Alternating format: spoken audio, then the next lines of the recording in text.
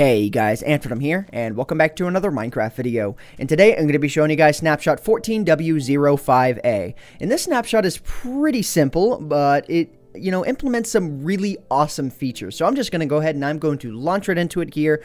But before I get started, I do want to note that there wasn't like an official changelog that detailed every single feature. So if I do wind up missing anything, then I will be sure to include information in the description below as soon as I learn about it.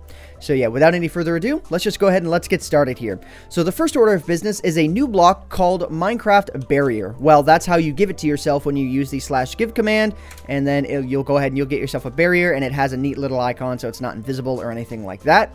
And basically the way this works is it acts like a regular block, like a stone block or something, except it is completely invisible and completely indestructible in survival mode. So it works again, as I said before, just like a stone block. You can place things on top of it, you can place torches on the side of it, yeah, it is completely awesome. You can place rails on top of it, you can stack them on top of each other and they won't glitch out or anything like that. And they have the lava texture when you destroy them, which I actually think is a pretty nifty thing. Even though it's being noted as a bug, I think it's working as intentional because I think that's kind of cool. So yeah, but anyways, as I said before, you can place redstone on top of it and whatnot, and create really awesome creations and stuff. Yeah, as I said before, torches on the side, these just like that. So I'm expecting to see some really awesome floating roller coasters from you guys. Like, come on, bring it on, guys. Floating roller coasters now. That's gonna be awesome. I can't wait to see the random crap people come up with, like the abstract stuff, the abstract possibilities with this, like the artsy type stuff that people could do. I'm really looking forward to that. So yeah, another minor feature on the list is that if I go ahead and if you go ahead and you run a Minecraft or a minecart over an activator rail, it will eject any entities that are inside. So I actually think I'm on peaceful mode here. So let's just go ahead and let's snag ourselves a cow, and let's go and let's do that. Okay, no, okay, let's go and let's toss that away. There we go. And then toss a cow on the track. Okay, bam. Oh, cow, you would ruin that. Okay, so I'm gonna go ahead and I'm gonna try that again. Okay, so bam, the cow's gonna bounce back, and then bam. So you can see once the minecart hits the activator rail, then it is going to eject the cow off the side. And cow, I don't want you in the rest of my recording, so please go away. I'm gonna leave the minecart there just because. So yeah. All right, the next and best feature on the list is something called Spectator Mode. So this is something that you guys have probably wanted in the game for a long time. It is its own game mode and it changes things up quite a bit. So if I go ahead and I type in /game mode spectator, and we go ahead and we do that, your game mode will be changed. And if you run this command while on the ground, then you will be fairly slow. But if you run it while in the air, you're going to get your normal creative flying speed. And this thing adds quite a few new features, as its own thing. Firstly, you don't see a user interface. You can't interact with blocks in any way. And I believe you can view the inventory of other players, but you can't actually mess around with them. So I think if you spectate a player, you're going to see the UI at the bottom and what they have in their inventory and what they have selected and whatnot, but you can't mess around with it in any way possible. So yeah. Yeah, spectator has more than one definition here, and I'll get into that here in just a second. But yeah, so you can also go through any entity without interfering with it. So as you guys can see here, if I wanted to take a look at some of the random crap that is all around my peaceful map here, then you can go ahead and you can do that. And you can see just everything that is going on around here, all of the intricate random little hidden things. Like if you guys want to check this out, the peaceful map may be a cool little thing for you to download in order to test this out, because you can see all of the random crap that is going on here. Even this, there's just a random little pool of lava just chilling there doing its own thing. It just is. You can't tell it what to do. You can only tell it thank you for existing. All right, and I almost went through that end portal there. That could have been bad. But yeah. Anyways, yeah. So one notable feature about this is that you can actually click on entities, specifically mobs or players, in order to take their place with the camera.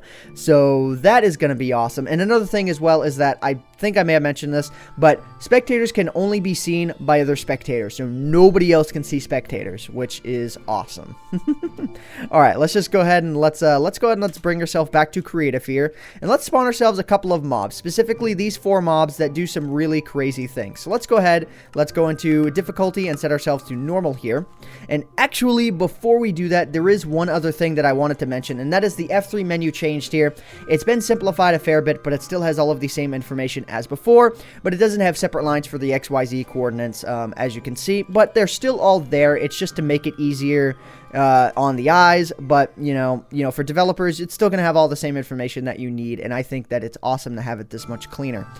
So yeah, anyways, so moving on to the spectator mode stuff here. If I go ahead and I spawn in these mobs right here, I'm actually going to save the Enderman for last, and let's go ahead and let's spawn these creatures in. Bam. Oh god, I actually didn't want to spawn a ghast in because ghast doesn't have anything different. It's just these couple of mobs right here, and yeah.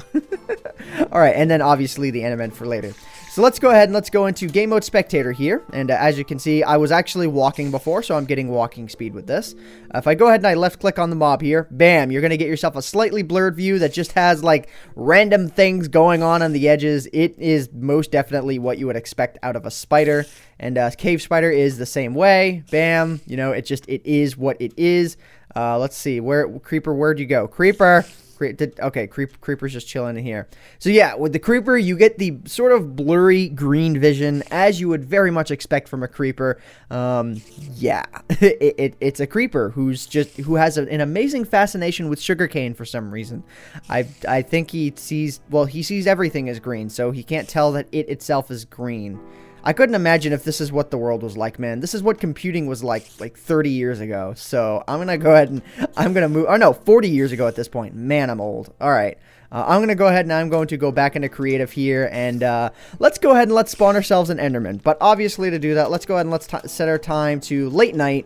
Just so we can see, you know, an Enderman proper without it teleporting everywhere. Maybe it teleporting everywhere would be a good idea. That's actually something I had noted to do. So let's go ahead and let's start flying here. And let's go to, let's see, game mode spectator, and then bam.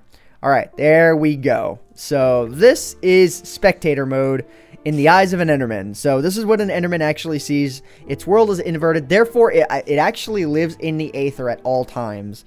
And I can't help but wonder if the particles ever get really annoying to an Enderman. Like, just the fact that particles are flying in its face. Like, oh, get all this dust and crap out of my face. Oh, this is so annoying. You know, I can only imagine that's what an Enderman feels. But for added fun, if you want, I'm going to go ahead and I'm going to spectate the Enderman. And then I'm going to type in /toggle downfall. And hopefully it'll teleport the Enderman. Aw, teleported the Enderman's inside immediately. You're no fun, Enderman. You're no fun. Let's go and let's try that one more time. But obviously, you know, this is going to happen in survival worlds. But if I go ahead and I just go to this mode again, let's go and let's... Oh, well, now... Okay, now I need to toggle downfall again. We're only going to try this one more time, and then I'm going to go ahead and I'm going to end off the video here. But anyways, let's go and let's do this. Let's go into spectator mode. You know, grab the eyes of the Enderman, and then toggle downfall. And, yeah, bam. Oh, there we go. Oh, yay, we're being teleported all over the place. Okay, keep walking. Oh, he's under the tree now. He has no interest in going out in the rain. So yeah, this has been a pretty awesome snapshot. The only other thing that there is in order to stop riding the mobs themselves, you just have to press shift. Man, I really feel like cows should have derpy vision, like looking off to each side or something. But anyways, the only other thing is that in order to get off the mobs themselves or get off players that you're spectating, you just press shift, just like you're riding a normal entity. But another thing is that if you are observing squid, let's actually check out this chicken here. Okay, chickens are normal.